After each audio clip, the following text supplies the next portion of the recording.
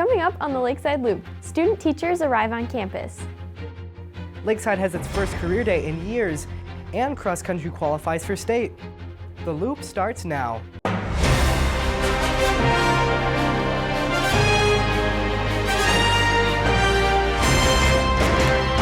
Welcome back to the Lakeside Loop. I'm Jonah Osmankowski. And I'm Logan Wenzel. Last Friday was the first career day Lakeside has held in a long time. Many people from different occupations were invited to share what their job is like with students who might be interested. Career day was probably for like the last hour and a half of the day. Like each one that you went to was about 30 minutes long, and basically there was just someone there from a certain career. They had people who were like alumni from Lakeside, or like some other people who were in different careers as well probably, and they basically just talked about like the benefits, the negatives of the job, and just like the day-to-day, like what you do on the job, salary, stuff like that. I think that if there's anything we took out of it, it's that there are a lot more opportunities available to us than we thought there were, because I'm guessing there were a lot of people, like some of the people that took something like sports marketing or cosmetics, that thought, I can't do that, but they went to those presentations and they saw, hey, I can do this. There's an opportunity for me to try something I really enjoy, and I think it just opened our eyes. Thank you to everyone who came to share their jobs with us. Hopefully Career Day helped you see what you may or may not want to do in the future. You may have seen a few new faces at Lakeside these past few days. That's because Mr. During and Mr. Osmus have student teachers, and we think it's time for you to meet them. So I'm working with my cooperating teacher, Mr. During, and I'm helping observe his classes right now. He teaches 3 different classes, government, financial literacy, and U.S. history. So far I've picked up 1 of the sections of U.S. history, and I will continue to pick up sections throughout my experience here until about Christmas. The students are super friendly. They very quickly started saying hi to me in the hallways, so that was really welcoming, even though I don't know all their names yet, working on that. And then my supervisor, very hardworking, very dedicated, very on top of everything, very easy to talk to. So it's been a great time here so far. We hope you enjoy your time here at Lakeside, and we wish you the best in your teaching careers. Twice as Nice is a resale store in Jefferson that's very special to the Lakeside community. It's run completely by volunteers, and 80% of the proceeds are used to help our school, particularly with tuition costs. In return, Lakeside students have donated their time to helping the other volunteers. On Monday, one of the day managers of Twice as Nice sent an email expressing her gratitude for a group of freshmen that helped with the Christmas changeover. She said that they truly reflected their love for our Savior in how they conducted themselves.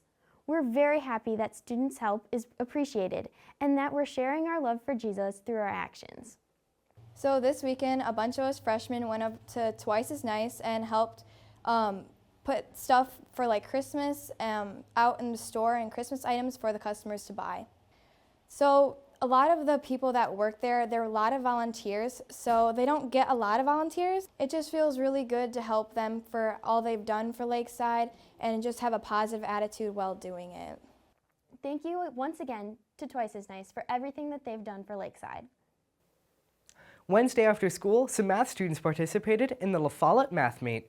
With it being the first math meet of the year, JV and varsity math teams were ready for the challenge. The meet was held virtually at Lakeside, and there will be 3 more math meets that make up the Madison Area Math League schedule. In total, there will be 11 math competitions this year. Lakeside math teams have had a successful history, and we have no doubts that this year will be the same. God's blessings. The cross-country team has had a very successful season. So successful that the boys team qualified for state. Daniel Ertman tells us more. So Saturday we had our sectional competition. So the girls' race was an extremely close race between them and Deerfield Cambridge. Luther Prep just kind of blew them out of the water though, but we expected that. Prep's got a very good team this year. Deerfield Cambridge only beat them by 4 points, which, you know, in cross country, that's not a lot. And, you know, so the girls were kind of bummed, but we're hoping we can come back next year on the girls' side and really do some damage to some of the teams. And then the guys' team, which we've all heard, is just blew everybody out of the water with a score of 38. That's almost unheard of in sectionals. The next closest team was Clinton with 83 points, and then it was Prep by 100. So it was kind of a blowout. It honestly felt like a surreal experience. Like, you know how in football or soccer, you know, you got 2 minutes left, you're up by 2 touchdowns, or you're up by 5 goals, you know you're gonna win. So, you know, you can kind of build up and then, you know, the buzzer sounds and it's just like, wow, we did it. Cross country, it's a lot different because you cross that line and then you're just done. You don't know if you won or you lost. It's just, you're done. So, you know, then you have that anxious waiting time of, you know, you gotta go do your cool down after your run. And then by your cool down, they usually have the results posted. So when we found out, it was kind of surreal. It's just like, oh, wow, we did this. And it was honestly a great experience. I would not have dreamed of anything different. Congratulations, cross country, and best of luck at state.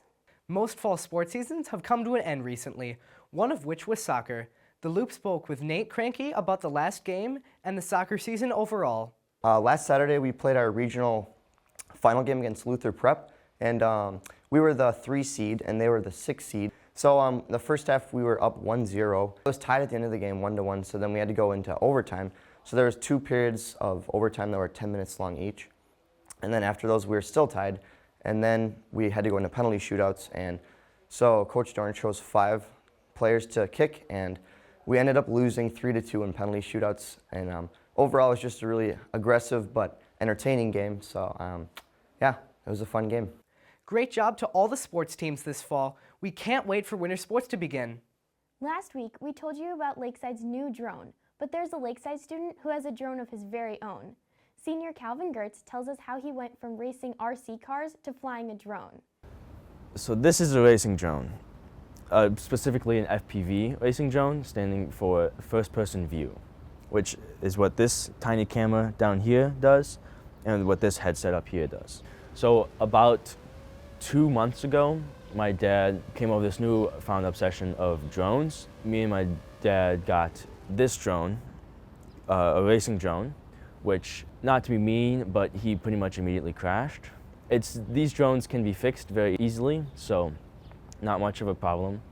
But he figured out that this wasn't mostly his style, so now he went off and bought a second one that has rings around the blades, is much more durable, and also softer if you were to run it into something. And that one is called a Cinewhoop. It works off all the same principles as this one, but it's just a bit safer. This drone differs from others because it's smaller, it's more robust, and it flies much faster. It also has a shorter battery lifespan. Drones here at Lakeside are ones meant for videography, which are bigger, they hover for longer periods of time, and they have a nice camera on the bottom. With this hobby only being 2 months old, we haven't gotten into enough customization or unique experiences yet, but we've been able to get a fair share of fun out of these. Thanks for sharing, Calvin.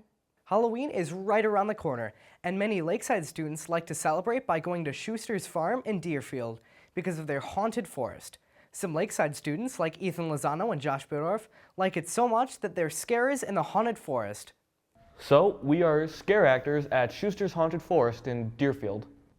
And we do what he said pretty much, is we go out, we get assigned stations at certain areas in Schuster's, like one area is themed towards a car crash, another is themed towards junkyard, and obviously the clown bus. I think it's pretty famous. So we just go out and scare people pretty much. Well, personally, I like to do it for the reactions that I get from people. I think it's funny to see people like scream and run away, and also it can be funny, people interacting with you. For me, it's pretty impressive to see how many different people react in different ways. Whereas some people don't react at all, some people just break down. It's really interesting to see how many people with different reactions you can see. Well, one time I was chasing someone with my axe and cowbell, running up a hill at them. At the same time, someone with a chainsaw was following them, so they were booking it down a hill. And when we met in the middle, when we converged on that one person, they passed out. I would have to say my best story is this person named Avery was going through the woods, and her friends were calling out, Avery, Avery, don't get scared of this next part. And Lozano was sort of leading them to me, and I was hiding behind a sort of like a box structure, and I jumped out behind the box structure, and Avery screamed and backed up, tripped over the microwave in our section, and fell against the other crates on the other side, so I thought that was pretty funny. And then we said her name, Avery, Avery, as she walked out. What a unique job. As always, if you know of anyone at Lakeside with a unique interest, passion, or job, contact the Lakeside Loop. We would love to have them on our show. And now, it's teacher time. Teacher time, teacher time, teacher time, with Jade and Thundercloud.